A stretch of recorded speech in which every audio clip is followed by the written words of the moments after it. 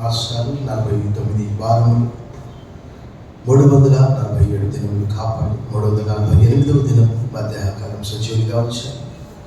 ఇది మా మంచితనం, మా గొప్పతనం, మా నీతిమంతులమని పరిశుద్ధమని కేవలం నీ యొక్క కనికరం చేత, నీ ప్రేమ చేత, నీ దయ, నీ వాత్సల్యం, నీ కృప మమ్మల్ని బ్రతికించి ఈ డిసెంబర్ మాసము 2వ ఆదివారం 3వ అడ్వెంట్ వారంలో మమ్మల్ని సజీవులుగా వచ్చారు. మీకు వందనాలు. మా కొరకు, మా పట్ల నీకున్న ప్రత్యేకమైన ప్రేమ, శ్రద్ధ, దయ, వాత్సల్యము, కనికరము, క్షమాగుణాన్ని బట్టి నాయన, మరి ఈ లోకానికి నువ్వు మానవునిగా ఈ లోకానికి వచ్చి మా కొరకు ఒక శిశువుగా ఈ లోకంలో జన్మించి కష్టంలో, నష్టంలో, వ్యాధులు, బాధ, దుఃఖములు, ఇదిగో పుస్తకము చుట్టలో రాయబడి ఉన్న ప్రకారం నేను ఈ లోకానికి వచ్చానన్నారు. కీర్తనల కదా 40:7 రాయబడ్డది. దయగల తండ్రి నీకు వందనాలు. ఈ లోకానికి మా కొరకు, మా కష్టంలో పాలు పంపులు పొందడానికి, మా కష్టము దూరపరచడానికి మానవుడిగా ఈ లోకంలో జన్మించినాను. మా గొప్ప రక్షణ తీసుకొచ్చాను. వదనములు జన్మిస్తూ ఈ స్తుతి ఆరాధన మా రక్షకుడు, మా విమోచకుడు క్రీస్తు నామంలో నీకు సమర్పిస్తున్నా మా ప్రియ పరలోకపు తండ్రి. ఆమేన్. దయచేసి కూర్చోండి. Please be seated. Welcome to this Lord's Telugu Baptist church service. ఈ ఉదయకాల ఆరాధన కూడా వచ్చినందరినీ ప్రభుత్వం ఆహ్వానిస్తున్నాను. Greet you all in the name of our Lord and saviour Jesus Christ. ప్రభువును రక్షకుడైన యేసు క్రీస్తు వారి దివ్య శక్తి గల నామములో మీ అందరికీ శుభములు, సమాధానం కలుగును గాక. ప్రభునందు మిక్కిలి ప్రియులారా, మీ అందరూ క్షేమమని తలస్తూ మీ అందరి కొరకు ప్రార్థిస్తున్నాము. మీకు ఇంకా ఏదైనా ప్రార్థన అవసరత ఉండేలా మాకు తెలియజేయగలరు. ప్రార్థిస్తాము. దేవుడు మనందరినీ 347 దినంలో 49 వారాలు 11 మాసాలు కాపాడి ఈ దినం మనం సజీవులుగా ఉంచాడు. ఇంకా మన ముందు కేవలం 2 వారాలు 17 దినాలు ఉంటున్నవి. దేవుడు మనందరినీ కాపాడినందుకు, భద్రపరిచినందుకు ప్రభువుకు బిగ్గరగా చప్పట్లు కొట్టి స్తుతించారు.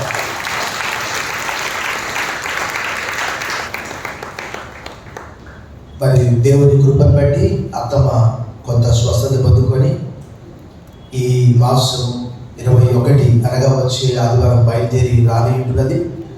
అత్తమ్మకు దాదాపుగా క్యాన్సర్ వ్యాధి 4th స్టేజ్ కూడా దాటింది. కానీ దేవుని అద్భుతమైన కృప 25 రేడియేషన్స్ ఇచ్చారు. బట్ తన ఏజ్ మొన్నటి వరకు మేము 85 అంటున్నాం. కానీ మొన్నటి దినం నా వారి తమ్ముడు పాస్తం వాళ్ళ మేనమామ రిటైర్డ్ డిఎస్పీ ఆయన వచ్చి నా వయసు 77, మా అక్క వయసు 87 అని చెప్పాడు. సో అంత వయసులో ఆమెకు 25 రేడియోథెరపీలు ఇచ్చారు. ఇంకా ఎక్కువ పవర్తో ఉన్నటువంటి రేడియేషన్ థెరపీ ఇవ్వాలని చెప్పారు. అది బహుశా 6 వారాల తర్వాత అన్నారు, జనవరి మాసంలో. సో వదిన, అత్తమ్మ ఇద్దరు కూడా బాబుతో పాటు వస్తున్నారు. వారి ప్రయాణం కొరకు, అత్తమ్మ స్వస్థత కొరకు మీ యొక్క వ్యక్తిగత కుటుంబ ప్రార్థనలో ప్రార్థించాలని సంఘ ప్రార్థనలో ప్రతి కోరుతున్నారు. మనం అడ్వెంట్ సీజన్లో 3వ వారంలో ఉంటున్నాము. అడ్వెంట్ అనగా మనందరికీ తెలుసు, ఎదురు చూడడము, వెయిటింగ్, హోప్, ఒక గొప్ప నిరీక్షణ. ఇది 3వ వారము 30వ తేదీ 7 మరియు 14, 21కి అయిపోతుంది. అంటే 4 వారాలు. బట్ అడ్వెంట్ అనేది నవంబర్ 30 నుంచి డిసెంబర్ 24 వరకు ఉంటుంది. సో డిసెంబర్ 25 వచ్చిందంటే ఒకసారి మనం క్రిస్మస్ సెలబ్రేట్ చేసుకుంటాము. లేఖన భాగం మనం చదువుకున్నాము. అంటే పిలుపు వాక్యం కొరకు కూడా నేను చాలా జాగ్రత్తగా ఆల్మోస్ట్ రిలేటెడ్ వర్సెసే. అంటే ఉదాహరణకి అది ఒకవేళ మట్టల ఆదివారం అయితే వెంటనే జకరియా గ్రంథం 9:9 చూస్తూ ఉంటారు. సియోన్ కుమారి సంతోషించు, ఇదిగో నీ రాజు గాడిద మీద ఎక్కి, గాడిద పిల్లని ఎక్కి నీ యొద్దకే వస్తున్నాడు. అలాంటివి. అయితే యెషయా గ్రంథం 35:1 చూశాను. అంటే ఏం చెప్పాలి ప్రభు అన్నప్పుడు ఒక చిన్న ఉదాహరణ చెప్పినాను. మనం ఎవరికైనా ఫోన్ చేసినప్పుడు ఫోన్ ఎత్తకపోతే ఏమొస్తుంది? డౌట్ వస్తుంది. ఫోన్ పోయిందా, ఎవరైనా కొట్టేశారా, లేక ఫోన్ సైలెంట్లో పడిపోయిందా, లేక ఆ వ్యక్తికే ఏదైనా సంభవించి తన ఫోన్ ఎత్తట్లేదా? ఖచ్చితంగా ఆ అనుమానం అనేది మనకు వస్తుంది. బాప్తిస్మం ఇచ్చే యోహాను కూడా దీనికి ఒక టైటిల్ పెట్టుకోవచ్చు మనం. అంటే అక్కడే ఉన్నది. So turn your Bibles with me to the gospel according to Saint Matthew chapter 11. మత్తయి సువార్త 11వ అధ్యాయం వైపుకు మీరు ఒకసారి ఆ లేఖన భాగాన్ని తిరిగి ఉంచాలని కోరుతూ ఉన్నాను. We might have read several times. చాలా సందర్భాల్లో ఈ వాక్య భాగం మనం చదివి ఉండవచ్చు. బట్ నేనైతే ఇందులో నుంచి వాక్యం చెప్పడం ఇప్పుడే. గత వారం కూడా చెప్పాను నేను. When I wanted to speak something and God gives me the same passage. గత వారం కూడా యెషయా 40 గురించి నేను చెప్పాను. అది ఇంతవరకు నేను చెప్పలేదు. నేను చెప్పాను వాక్యం చెప్పాలంటే మనకు బాగా అవగాహన ఉండాలి, ఆలోచన ఉండాలి కదా. బర్త్డేకి పోయి చచ్చిపోయిన కాడ చదివే లేఖన బాగా చదివేటోళ్ళు కూడా ఉంటారు, అలాంటి వాళ్ళు ఉంటారు. క్రిస్మస్ టైంలో ఏ వాక్య భాగము చదవాలో కూడా తెలియనటువంటి విశ్వాసులు ఉంటారు. క్రిస్మస్ పండుగ అంటే వాళ్ళకు ఏంటంటే అది ఎదగలేదన్నమాట. సో ఇక్కడ మనం 11వ అధ్యాయము 2వ వచనము అందరం కలిసి ఒకేసారి మనం చదువుకుందాం. Gospel according to Saint Matthew chapter 11 verse 2. క్రీస్తు చేయుచున్న కార్యములను గురించి యోహాను చెరసాలలో విని, రాబోవాడు నీవేనా, మేము మరియొకరి కొరకు. అసలు జాగ్రత్తగా ఎప్పుడైనా మీరు ఇంటికి వెళ్ళిన తర్వాత ఒక 10 సార్లు రాయండి, ఒక 20 సార్లు రాయండి, ఒక 30 సార్లు రాయండి, ఒక 40 సార్లు రాయండి. ఎందుకు ఇలా చెప్తున్నానంటే, ఎందుకు ఈ యోహాను ఇలా మాట్లాడుతున్నాడు డౌట్. ఎందుకు, ఏమన్నాడు ఆయన? అంతకంటే ముందు బైబిల్లో అద్భుతాలు కూడా ఉన్నవి. ఎలిజబెత్ 6 మాసాల గర్భవతిగా ఉన్నది కాబట్టి ఆమె రహస్యముగా, ఎక్కడ మనందరికి తెలుసు వృద్ధులు ఒకవేళ గర్భం ధరిస్తే ఈ సమాజము ఒకలాగా చూస్తుంది. ఈమెన ఆమె రహస్యముగా యూదయ ప్రాంతానికి వెళ్ళిపోయింది. వెళ్ళిపోయినటువంటి సమయంలో మనందరికి తెలుసు మరియ కూడా ఆ సమాచారము దేవదూత వచ్చి చెప్పాడు, దయాప్రాప్తురాలా నీకు శుభము అన్నాడు. ఏంటబ్బా ఈ శుభవచనము అనుకుంటుంటే వెంటనే తనకు జరగబోయేది ఆ దేవదూత చెప్తాడు. అప్పుడు ఆమె ఒక చిన్న ప్రశ్న వేసింది. అందరూ తెలుసు ఇది ఎలా సాధ్యం, నేను కన్యకను కదా. అయితే ఈ మరియ ఎక్కడికి వెళ్ళింది చెప్పాలి మీరే. ఎక్కడికి వెళ్ళింది మరియ? ఎందుకు రావాలి? బిగ్గరగా చప్పట్లు కొట్టండి.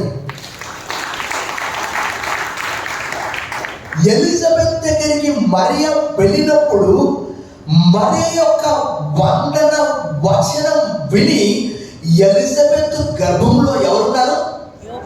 బిగ్గరగా చెప్పండి. పక్క వాళ్ళకి చెప్పండి, యోహానని. పక్క వాళ్ళకి చెప్పండి. ఎలిజబెత్ గర్భంలో ఎవరున్నారండి? యోహాను గంతులు వేశాడట. ఏం వేశాడట? బైబిల్ భాష పరిశుద్ధాత్మ దేవుడు, నేను నా తల్లి గర్భములో పిండమునై ఉండగా నీ కన్నులు నన్ను చూచెను అని భక్తుడు 139వ కీర్తనలో అంటాడు. చూడండి ఒకసారి లూకా సువార్త 1:41 చూడండి. ఎందుకు అలా జరిగింది? పరిశుద్ధాత్మ దేవుడు మన కళ్ళ కట్టినట్టుగా ఎందుకు అలా రాయించాడు? 1:41 చూడండి.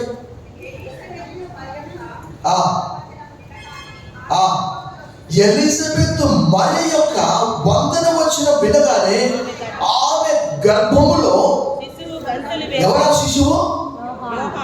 బాప్తిజం ఇచ్చి యోహాను సంతోషించాడు. ఇంకా చాలా చోట్ల చాలా మాటలు కూడా రాయబడి ఉన్నవి. పెళ్లి కుమారుడు ఎవరిని చూసి సంతోషిస్తాడట? బిగ్గరగా చెప్పండి, పక్కవారికి చెప్పండి. పెళ్లి కుమార్తె రాగానే అబ్బా would be wife is coming. అయితే ఇక్కడ జాగ్రత్తగా వినాలి, లేఖనాలు చదవాలి. యేసుప్రభు యొక్క స్నేహితుడు అనగా యేసుప్రభు ఒక పెళ్లి కుమారుని స్నేహితుడు బాప్తిజం ఇచ్చి యోహాను. దేవుడి వాక్యంలో రాయబడింది అన్నమాట కాదు. అయితే గర్భములో సంతోషించినటువంటి వ్యక్తి. అదే రీతిగా యేసుప్రభు గురించి Here is the Lamb of God who takes away the sin of the world. ఇదిగో లోక పాపమును మోసుకొని పోవు దేవుని అని చెప్పినటువంటి వ్యక్తి యోహాను 1:29లో, యోహాను 1:33లో ఎవరి మీద దేవుని ఆత్మ ఉంటుందో ఆయనే దేవుని కుమారుడని చెప్పినటువంటి వాడు. మత్తయి సువార్త 3లో, మార్కు 1, లూకా 3లో చెప్పినటువంటి వ్యక్తి. సాక్షాత్తు యేసు ప్రభువుకు బాప్తిజం కూడా ఇచ్చాడు. అలాంటి వ్యక్తి ఎందుకు ఈ సందేహం కలిగింది? చెరసాలలో భయపడ్డాడు కాబట్టి ఈ ప్రశ్న వచ్చింది. John was imprisoned. The Bible says the gospel according to Saint Matthew chapter 4 verse 12, the gospel Matthew chapter 14 verse 3 and 4. ఎందువరకు బాప్తిజం ఇచ్చి యోహాను చెరసాలలో వేశారు? హేరోదు ఏం చేశాడు? తన తమ్ముడు ఫిలిప్పు భార్యను హేరోదియా అనే స్త్రీని ఏం చేశాడు? ఉంచుకుంటాడు.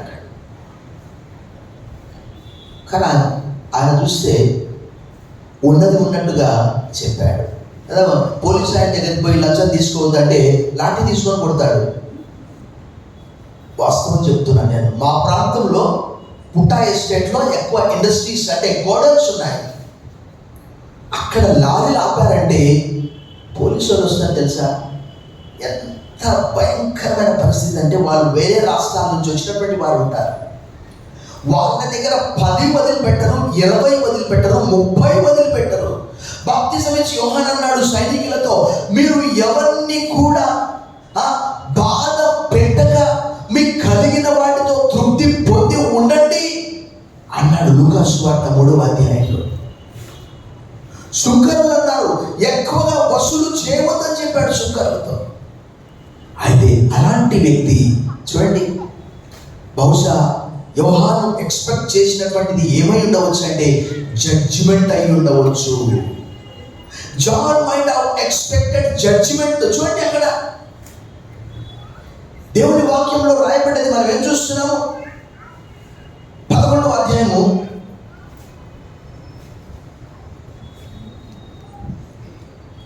3వ వచనం. అని ఆయనను అడుగుటకు తన శిష్యులను నంపెను అనే మాట రాయబడ్డారు. బాప్తిజం ఇచ్చి యోహానుకు చాలా మంది శిష్యులు ఉన్నారు. చూడండి పక్క పేజీ తిప్పండి, 9వ అధ్యాయం 14వ వచనం. బాప్తిజం ఇచ్చి యోహాను శిష్యులు ఏమంటున్నారు చూడండి, 9:14. యోహాను శిష్యులు ఏమంటున్నారు? పరిసయ్యులను మేమును తరచుగా ఉపవాసం చేయించున్నాగా నీ శిష్యులు ఉపవాసం చేయరు, దీనికి అంటే బాప్తిజం ఇచ్చి యోహాను కూడా చాలా మందిని తయారు చేశాడు యోర్దాను నదిలో. Because John the Baptist was the forerunner of Jesus. గత వారం మనం చూసినాము యెషయా గ్రంథం 40వ అధ్యాయం 3వ వచనంలో, అరణ్యంలో ఆయన త్రోవ సరళం చేయండి. ఈయన వచ్చి ఆ త్రోవ సరళం చేస్తూ ఉన్నాడు. నా దూతను నేను ముందుగా పంపిస్తానని చెప్పాడు. అయితే ఎందుకు డౌట్ వచ్చిందో నాకు తెలియదు. బహుశా చెరసాల్లో వేయబడము 4వ అధ్యాయం 12వ వచనంలో చెరసాల్లో వేయబడ్డప్పుడు 14వ అధ్యాయం వరకు ఇంకా వడిపింపబడలేదు. ఎందుకు ఇలా జరుగుతుంది? దుష్టులు దుర్మార్గులు రాజ్యం వెళ్తున్నారు. ప్రభా నువ్వు వచ్చి వారిని శిక్షిస్తావు. ఇశ్రాయేలు కూడా అలాగే అనుకున్నారు. మెస్సియా వచ్చి ఎట్లా గుర్రం మీద వచ్చి కత్తితో ప్రతి ఒక్కరిని కూడా హతం చేస్తాడని వారు తలంచారు. కానీ వారు తలంచినటువంటి రీతిలో ఇందాక నేను చెప్పాను, ఒకరికి మనం ఫోన్ చేస్తే ఫోన్ ఎత్తకపోతే ఎన్ని డౌట్స్ వస్తాయి. ఈ మనిషి ఏమైపోయాడు? ఫోన్ పోగొట్టుకున్నదా, చచ్చిపోయాడా, యాక్సిడెంట్ అయిందా, హాస్పిటల్లో పడ్డాడా, లేక ఎవరైనా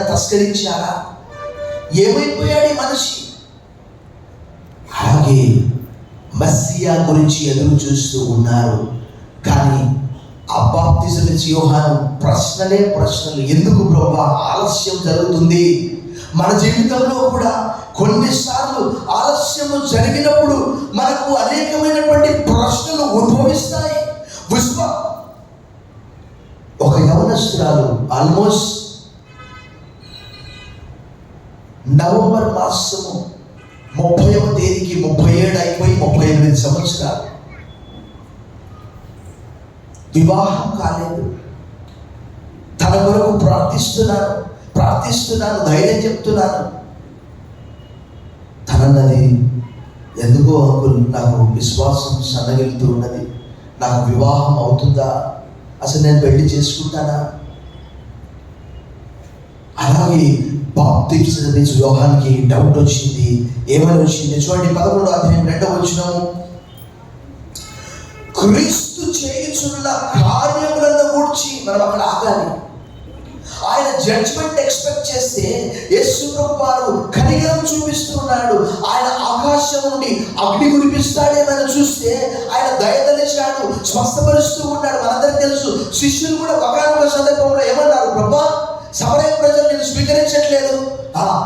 ఏలియా వలె మేము కూడా ప్రార్థన చేసి ఆకాశం నుండి అగ్ని కురిపించి వాళ్ళని నాశనం చేస్తామా?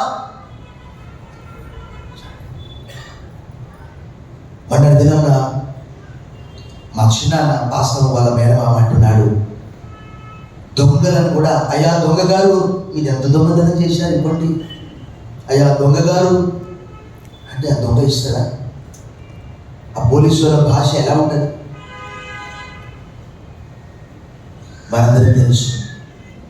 అలా బాప్తిజం ఇచ్చే యోహాను చెరసాలలో వేయబడ్డాడు. ఏంటి ప్రభువా ఇది, మెస్సియా వచ్చి తీర్పు తీరుస్తాడు అని అనుకుంటే ఎందుకు ఇలా జరుగుతుంది?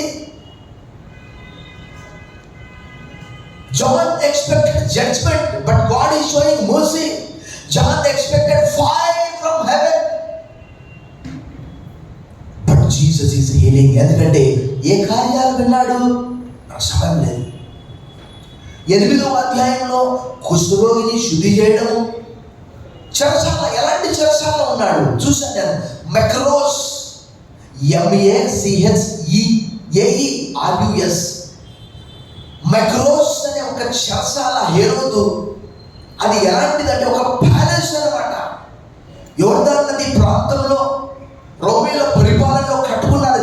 అది ఒక లగ్జూరియస్ ప్యాలెస్. అందులో ఏంటి ఫ్లెక్సిబిలిటీ అంటే, అసలు వాస్తవంగా చెప్పాలంటే బాప్తిజం ఇచ్చే యోహాను అంటే హేరోదుకి ఎంతో ఇష్టం.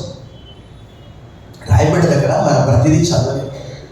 ఆయన గురించి వింటున్నాడు, ఆయన నీతిమంతుడు, ఆయన పరిశుద్ధుడు, సంతోషిస్తున్నాడు.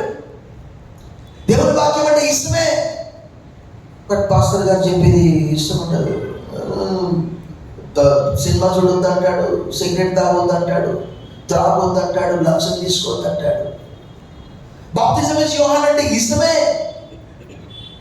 ఎంతమందిని పంపించాడంటే 11వ అధ్యాయం 2వ వచనంలో 3వ వచనంలో ఆయనను అడుగుటకు తన శిష్యులను పంపెను. ఎంతమంది అనేది 7వ అధ్యాయంలో రాయబడ్డ. చూడండి ఒక్కసారి లూకా సువార్త 7వ అధ్యాయం చూడండి. Turn your Bibles with me to the Gospel according to Saint Luke chapter 2 verse 19. అంతటా యోహాను తన శిష్యుల్లో ఇద్దరిని పిలిచి, రాబోవాడు నీవేనా, మేము మరియమ్మ కొరకు కనిపెట్టవల్లని అడుగుటకు వారిని పంపెను. 7వ అధ్యాయంలో లూకా సువార్త నాయన ఊరిలో ఒక విధవరాలు ఒక కుమారుడు చనిపోయాడు.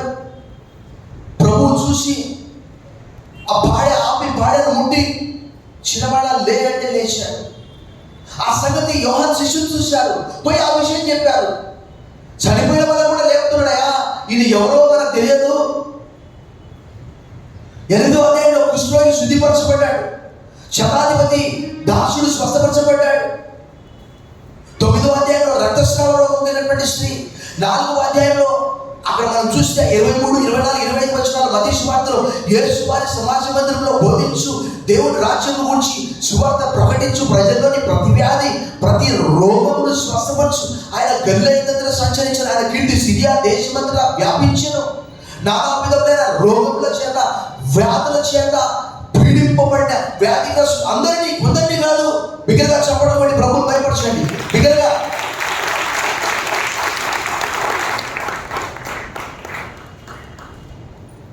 అవి యోహాను యొక్క ప్రశ్నలు. ఇప్పుడు యేసు ప్రభు సమాధానం ఇద్దాం. ఇక ప్రశ్నలే వేసుకుంటా పోతే సమాధానాలు ఇప్పుడు మనకు. ఫోన్ ఎవరా, ఫోన్ అది స్విచ్ ఆఫ్ చేసుకోమని చెప్పాను కదా, రింగ్ టోన్ వస్తుంది.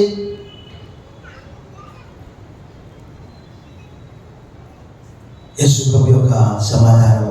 యోహాను తీర్పును ఎక్స్పెక్ట్ చేశాడు, బట్ ప్రభు వారిని క్షమిస్తున్నాడు. మనందరికీ తెలుసు, దేవుని వాక్యములు రాయబడి I desire mercy not sacrifice.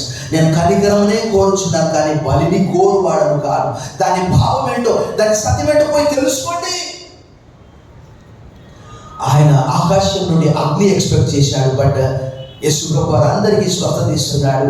ఇంకా ఆయన ఏం ఎక్స్పెక్ట్ చేశాడంటే థ్రోన్ ఎక్స్పెక్ట్ చేశాడు. ఆయన వచ్చి రాజ్యము స్థాపిస్తాడు, దేవుని రాజ్యము సమీపముగా ఉన్నది అని చెప్పాడు. కానీ దేవుడు క్రీస్తు ద్వారా ఒక కంపాషన్, ఒక దయ, ఒక కనికరం, ఒక జాలి చూపించాడు. ఆయన ప్రశ్నలకు యేసుక్రీస్తు జవాబు. యేసుక్రీస్తు వారి పనులుంటాయి, మాటలుంటావు, ఆయన పనులుంటాయి. చూడండి 11వ అధ్యాయము 2-3 వచనాల్లో ప్రశ్నలు చూసాము. 4వ వచనం మనం చదువుదాం. యేసు వారిని చూచి ఎవరు వారు బాప్తిజం ఇచ్చి యోహాను పంపించినటువంటి ఎంతమంది? 10 మందా? అదే అడుగుతున్నా, ఎంతమంది? 2 శిష్యులు. వారిని చూసి మీరు వెళ్ళి విన్న వాటిని కన్న వాటిని యోహానుకు ఏమని? గుడ్డివారు చూపు పొందుచున్నారు, కుంటివారు నడుచుచున్నారు, కుష్ఠరోగులు శుద్ధులవుచున్నారు, చెవిటివారు వినుచున్నారు, చనిపోయిన వారు బీదలకు సువార్త. 6వ వచనంలో కూడా నా విషయమై అభ్యంతరపడిన వాడు ధన్యుడు అని చెప్పాడు. ప్రభువునందు మిక్కిలి ప్రియులారా, ఈ దినము మీరు దుఃఖంగా ఉంటున్నారా? ఆర్థిక సమస్యతో బాధపడుతున్నారా? అనారోగ్య సమస్యతో బాధపడుతున్నారా? నిన్న దినంలో వార్తాపత్రిక చదివాను. ఒక 90 సంవత్సరాల పురోహితుడు, ఎంత వయసు అండి చెప్పండి, కిడ్నీ సమస్య ఉందట, పురుగుల మందు తాగాడు, ఆ కిడ్నీ సమస్య భరించలేక. నేను కూడా డిసెంబర్ మాసం వచ్చిందంటే 19 సంవత్సరాల నుంచి కిడ్నీలో రాళ్ళు తయారవుతూనే ఉన్నాయి. Phosphorus stones, 30 mm stone, 3 cm stone last year. మనం కూడా చచ్చిపోనా? చెప్పండి. దేవునికి నేను కావాలి, నాకు దేవుడు కావాలి, నాకు నా కుటుంబం కావాలి, కుటుంబానికి నేను కావాలి. ఇక అనారోగ్యమైన ప్రతి ఒక్కరు చనిపోతే ఇక సేవ ఎవరు చేస్తారు? ప్రభువునందు మిక్కిలి ప్రియులారా, యేసు ప్రభు వారు Jesus answer was deed not argument. యేసు ప్రభు వారు అడిగిన దానికి ఏమైనా ఆర్గ్యుమెంట్ చేశాడా? ఏం చెప్పాడు? అయ్యా, మీరు విన్నవాటిని కన్నవాటిని పోయి చెప్పండి. ఇవన్నీ కూడా లేఖనాల్లో రాయబడిన విషయాలే, కొత్తగా కాదు. యేసు ప్రభు వారు కొత్తగా అకస్మాత్తుగా అనుకోకుండా వచ్చినటువంటి వ్యక్తి కాదు. ప్రవచనాలన్నీ కూడా ప్రవక్తలందరూ కూడా ఎదురు చూసినటువంటి వ్యక్తి ఆయన. ఇందాక మనం పిలుపు వాక్యం గురించి చెప్పుకున్నాం. 35:1 యెషయా గ్రంథంలో 35:5-6 రాయబడ్డది. కుంటివారు నడుస్తూ ఉన్నారు, మూగవారు మాట్లాడగలుగుతున్నారు, చెవిటివారు వినగలుగుతున్నారు. ఇంకా కుంటివారట ఎలా లేడి వలె గంతులు వేస్తూ ఉన్నారట, ఇక్కడి నుంచి అంత దూరము. ఇంకా నీవు దుఃఖంలో ఉన్నావా, నీవు బాధలో ఉన్నావా, చీకట్లో ఉంటున్నావా? దేవుని వాక్యము తెలియజేస్తున్నది. ఆయన ఎందుకు ఈ లోకానికి వచ్చాడు చూడండి ఒకసారి. లూకా సువార్త 7వ అధ్యాయం తీయండి.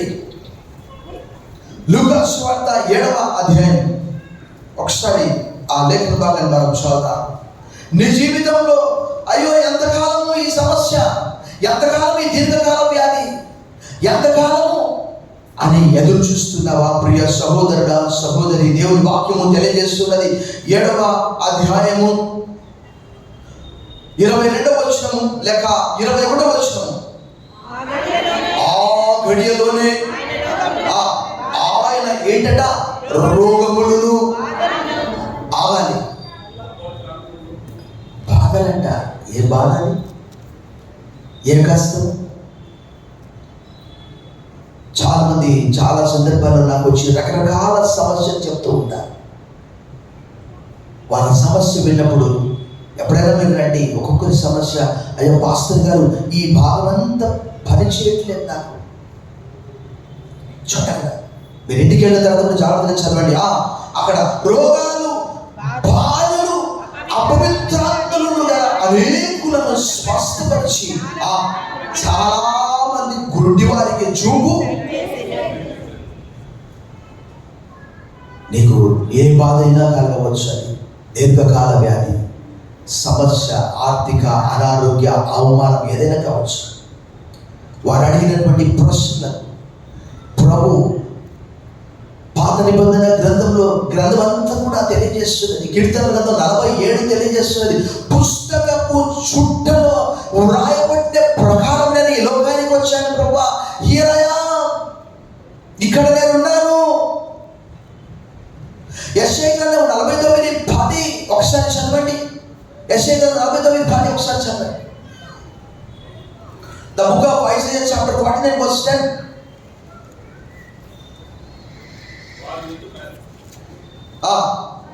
వారి యందు కరుణించువాడు వారిని తోడుకొని పోవచ్చు, నీటి బుగ్గల యందు వారిని నడిపించు.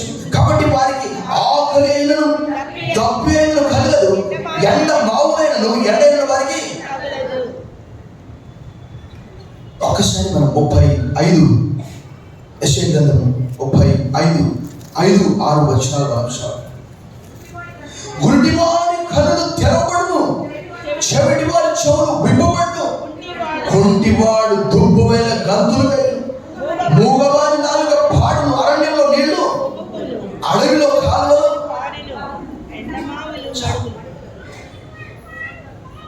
ప్రభునందు మిక్కిలి ప్రియులారా, బాప్తిజం ఇచ్చే యోహాను చెరసాల్లో ఉన్నాడు.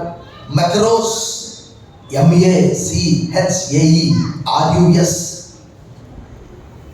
అది ఒక లగ్జూరియస్ ప్యాలెస్. అక్కడ హెరోదు ఉన్నాడు. మనందరికి తెలుసు. జాగ్రత్తగా వినండి. ఒక దినం వచ్చింది, హెరోదు యొక్క జన్మ దినోత్సవం. ఆయన అనేక మందిని పిలిచాడు. మార్క్స్ వార్త 6:20-21 రాయబడింది. హెరోదియ కుమార్తె ఆ దినము నాట్యం చేసింది. ఏం కావాలా? కోరుకో అమ్మా, నా రాజ్యంలో సగమైన ఇస్తాను. ఆమె ఏమడిగింది? బాప్తిజం ఇచ్చే యోహాను యొక్క తల అడిగింది. వెంటనే ఆయన ఆర్డర్ ఇస్తే అక్కడే ఆయన ఉండే ప్యాలెస్, అక్కడే ఆయన చెరసాలను అక్కడ ఫ్లెక్సిబిలిటీ ఏంటంటే, బాప్తిజం ఇచ్చే యోహాను యొక్క శిష్యులు టైం టు టైం పోయి ఆయన కలుస్తూ ఉన్నారు, పలకరిస్తూ ఉన్నారు, పరామర్శిస్తూ ఉన్నారు. కాబట్టి ఆ విషయాలను ఆయన తెలుస్తూ ఉన్నారు. అప్పుడు వెంటనే చెప్పాడు, ఆయనకు ఇష్టం లేకపోయినప్పటికీ కూడా, హెరోదుకు ఇష్టం లేదు, కానీ తప్పనిసరి పరిస్థితుల్లో చూడండి. మార్క్స్ వార్త 6వ అధ్యాయం చూసాం మనం. మార్క్స్ వార్త 6వ అధ్యాయంలోనే ఆ మాట మనం చూసాం. మార్క్స్ వార్త 6వ అధ్యాయంలో ఆ రాయబడినటువంటి విషయము 25వ వచనం. వెంటనే ఆమె త్వరగా రాజు వద్దకు వచ్చి బాప్తిస్మమిచ్చు యోహాను తల పళ్ళెంలో పెట్టి, ఇప్పుడే నాకు ఇప్పింపబోచున్నానని చెప్పారు. రాజు బహుగా దుఃఖపడదు కానీ పెట్టుకున్న ఒడ్డు నిమిత్తం, తనతో కూర్చుండిన వారి నిమిత్తం ఆమెకు ఇయ్యను అనలేకపోయారు. వెంటనే రాజు అతను తల తెమ్మని ఆజ్ఞాపించి ఒక బండ్రోజును పంపాను. వాడు వెళ్ళి చెరసాల్లో అతని తలగొట్టి పళ్ళెంలో అతని తల పెట్టి తెచ్చి ఆ చిన్నదానికి ఇచ్చారు. ఆ చిన్నది అక్కడే ఉన్నాడు కాబట్టి వెంటనే ఆర్డర్ చేస్తే ఆ ప్యాలెస్లో లగ్జూరియస్ ప్యాలెస్ అన్నమాట. అది ప్రిజన్ కమ్ ప్యాలెస్. ప్రభునందుకి ప్రియులారా, ప్రభు వాళ్ళతో చెప్పాడు, not words only deeds, go and tell. వారికి వెళ్ళించినప్పుడు ఏ లోకానికి ఆయన ఎందుకు వచ్చాడు? నేను ఆ బాధలు, నేను ఆ కష్టాలు, నేను ఆ దుఃఖము, అది ఏదైనా కావచ్చు, చిన్నది కావచ్చు, పెద్దది కావచ్చు. మరికొన్ని విషయాలు మనం త్వరగా లేఖనాలు చూసి ముగిస్తాం. మనం 2 విషయాలు మనం గమనించి ముగిస్తాం. మనం 11వ అధ్యాయాన్ని తీద్దాం. 11వ అధ్యాయంలో ఈ భాగం మనం చదువుదాం. మరొక మాట రాయబడ్డది, మరియు 11:6, నా విషయమై అభ్యంతరపడని వాడు ధన్యుడని ఉత్తరమిచ్చాను. 7వ వచనం నుండి మనము దాదాపుగా 9-10 వచనాల వరకు చూస్తే అక్కడ ఎవరి గురించి మాట్లాడుతున్నాడంటే బాప్తిస్మం ఇచ్చే యోహాను గురించి. యేసు ప్రభువారు ద టెస్టిమనీ అబౌట్ జాన్, యేసు ప్రభువారు బాప్తిజం ఇచ్చే యోహాను గురించి సాక్ష్యం ఇస్తున్నాడు. ఆయన ఎవరో ఆల్రెడీ మనము యెషయా 40:3 వచనంలో మనం చూసాము. ప్రభువు చెప్తున్నాడు, అక్కడ ఏం చెప్తున్నాడు?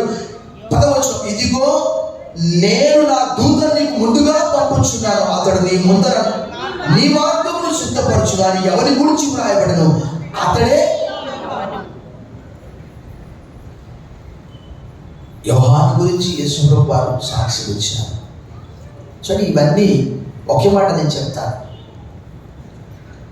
మనం ఉదాహరణకి ఏదైనా ఒక యాప్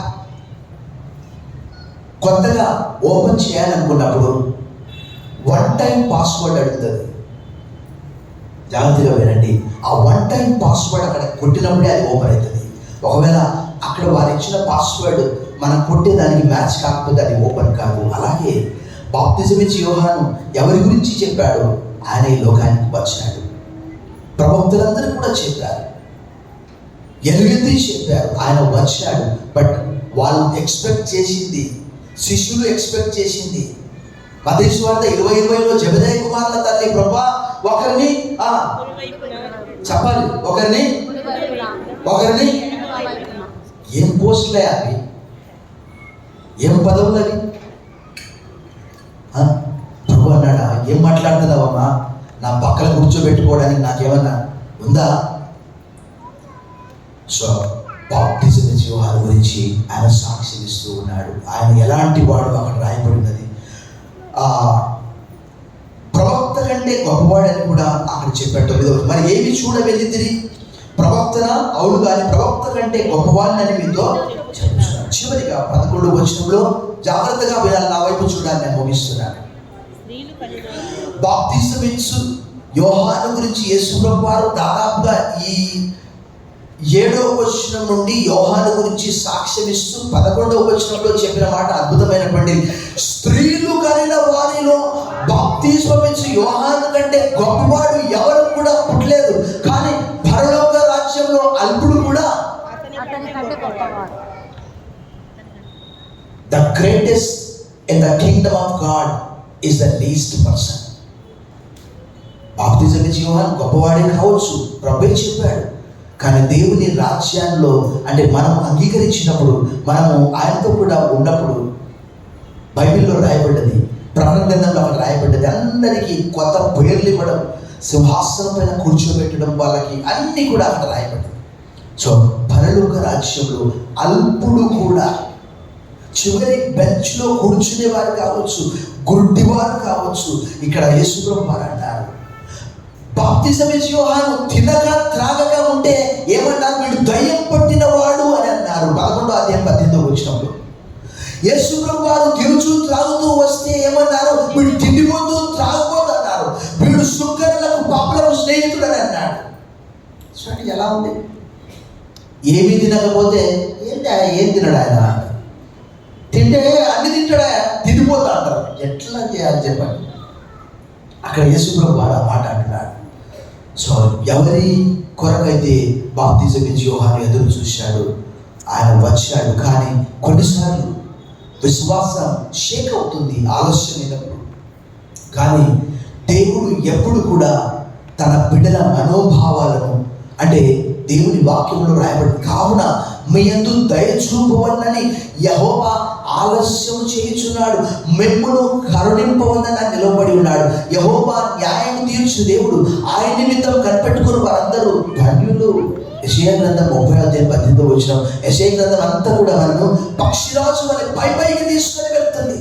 యెహోవా కొరకు ఎదురు చూచువారు బిగ్గరగా చెప్పండి, నూతన బలం పొందుదురు. వారు పక్షిరాజుల వలె రెక్కలు చాపి పైకి ఎగుదురు, అలయక పరిగెత్తురు, సొమ్మసిల్లగా నడుచుదురు. తలకు వచ్చండి, ప్రార్థన చేస్తాం. సర్వశక్తి గల దేవా, ఈ దినము అడ్వెంట్ సీజన్లో 3వ వారంగా మేము చూస్తున్నాం. 37:14. అవునైనా అందరూ ఎదురు చూశారు, కానీ వచ్చావు దయగల తండ్రి. మా కొరకే మా కష్టము, నష్టము, దుఃఖము, వ్యాధి, బాధ, ఎరుకు, ఇబ్బంది, మరణం అన్నింటినీ దూరపరచడానికి.